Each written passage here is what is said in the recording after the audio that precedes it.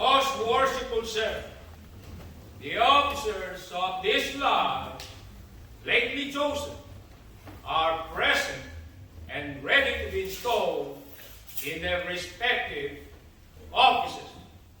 You will then conduct a brother who has been appointed Tyler of this land.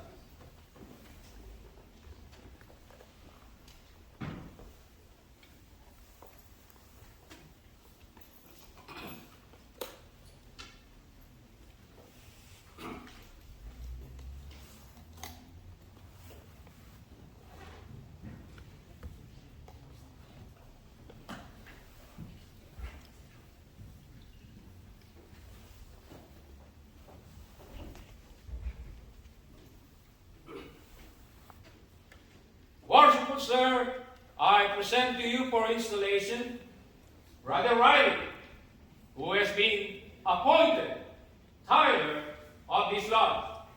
Brother Riley, you have been appointed Tyler of this lodge, and you will now be invested with the dual and implement of your office.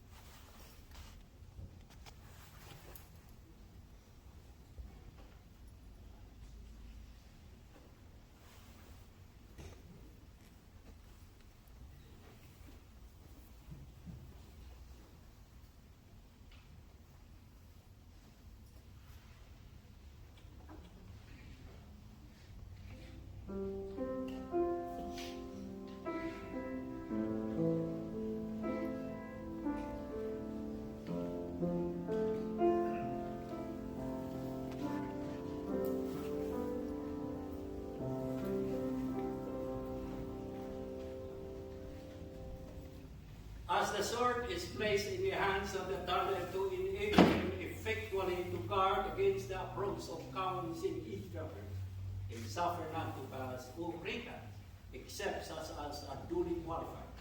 So should it admonish us to set a guard over our thoughts, and watch out our lips, and post a sentinel over our actions, thereby preventing the approach of every unworthy thought in thee, and preserving consciences, void of offense towards God and man. You will now take your proper place.